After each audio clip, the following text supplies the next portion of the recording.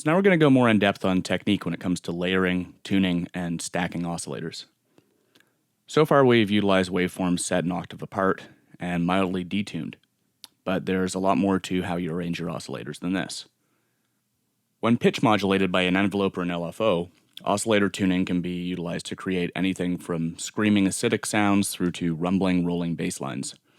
When modulated by amplitude or creatively filtered, oscillators detuned to form chords can take on an ethereal, otherworldly quality, or can introduce interesting harmonic elements that can help create big synth stabs and leads, evoking nostalgia for the days of 70s funk and 80s synth pop and Euro music.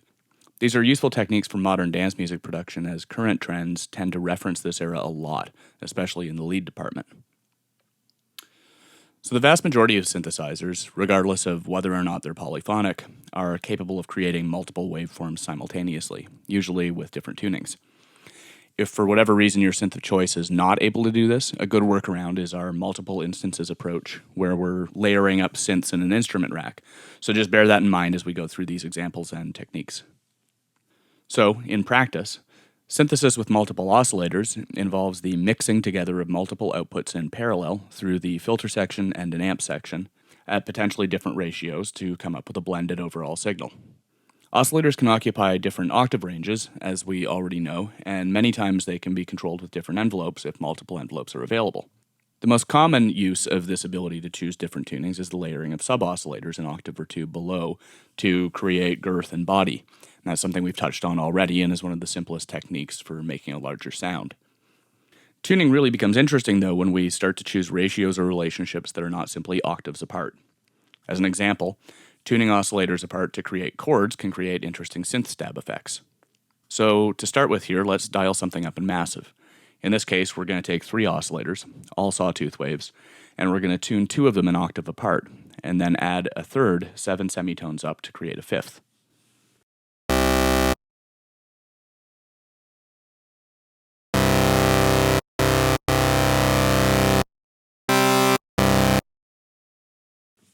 Without anything else happening at all, this is a cool sound that would feel at home in progressive house, dubstep, electro, etc.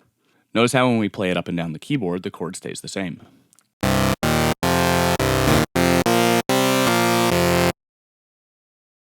This arrangement of oscillators also sounds decidedly retro, and one of the reasons why is that early polysynths, like the popular Korg Poly 800, had a function called chord memory, which was designed to allow for the easy playing of leads and solos. Basically, it worked by setting the synth into an imprint mode, and then it would take a snapshot of whatever keys were then depressed. When it was switched back into a play mode, the keys recorded in imprint mode would be replicated using a single root note, allowing for huge chords to be played up and down the keyboard with one finger. A common function on many synthesizers, it was used a lot in pop tunes and electronic tunes in the 80s and 90s, and is one of the reasons why when we hear this type of sound, we tend to think of that era. So back to our example in massive, we're going to make this a little bit more involved now by introducing a low-pass filter and adding envelope control to the cutoff. We're also going to map the same envelope to the volume amount of our third oscillator.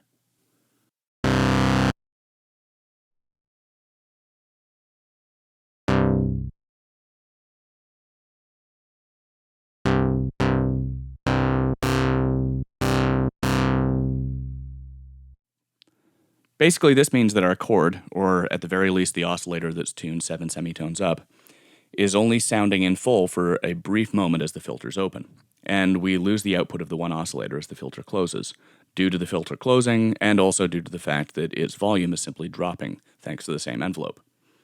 This type of sound is used a lot in progressive house, and it benefits a lot from automation controlling the decay on the envelope, as it will open both the filter and increase the duration and presence of that third oscillator.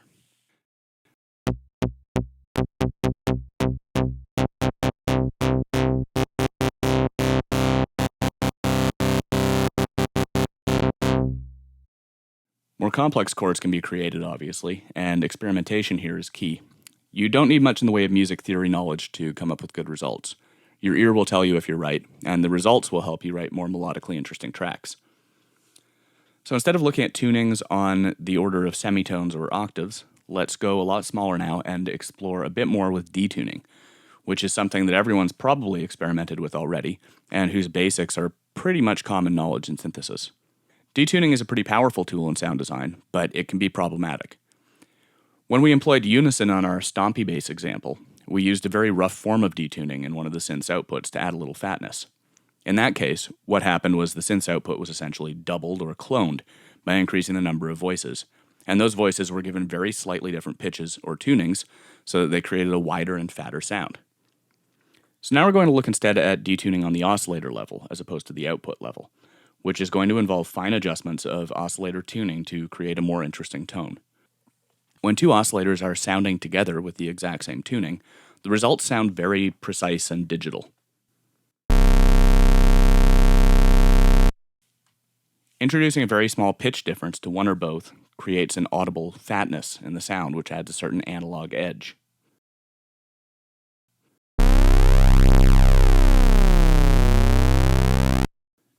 This effect can be a mixed blessing as it can cause minor volume spikes and dips due to phasing issues. Because the oscillators are at slightly different pitches, there is a point where the high points in the frequency cycle synchronize and create a spike in volume. Likewise, the low points will sync up on occasion and create a dip in volume. This can be overcome by using a little bit of compression on the synth's output and can tie it all back together. So let's listen to it quickly uncompressed and then mildly compressed.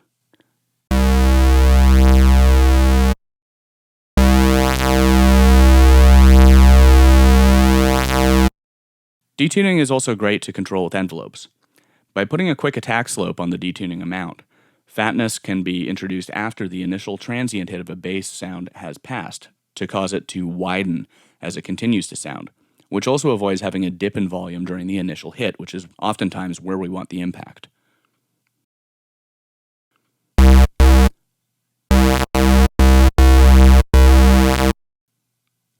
Likewise, detuning can be used to great effect when combined with long envelopes, which allows for out-of-tune oscillators to come together, like this, which creates a sense of chaos moving towards organization.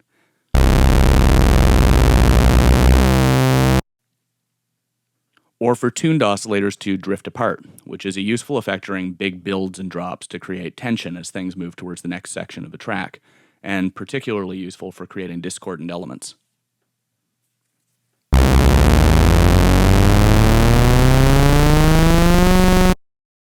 So now that we've talked about ways to control tuning and detuning, let's chat quickly about beating, which is a term used to describe the rhythmic pulsing created by detuned oscillators.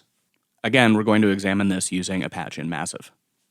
In this example, we've found a nice sweet spot with two detuned saw waves. Playing these detuned voices up and down the keyboard will create different beating effects, as the differential cycle itself will have a different pitch based upon the notes played.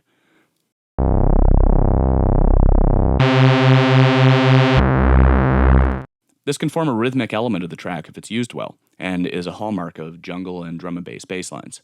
Cypher, a synth which is included in F-Expansion's Synth Squad, utilizes something called beat detuning, which is an alternate tuning technique that allows the beating effect to be quantized to a grid regardless of the pitch being played. This is an extremely useful feature for bass tones and is a total rarity. I don't know of any other synths that actually employ this.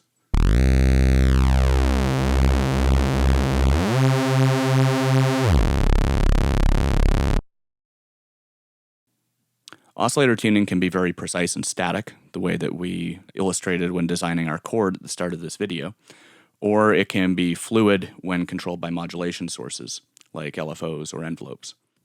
So next up, we're going to take all of the techniques that we just discussed and use them to help create a Hoover sound, which is a common sound for a lot of different styles of dance music, but is still fairly intricate in terms of its programming and illustrates a lot of really cool aspects of what we've been talking about.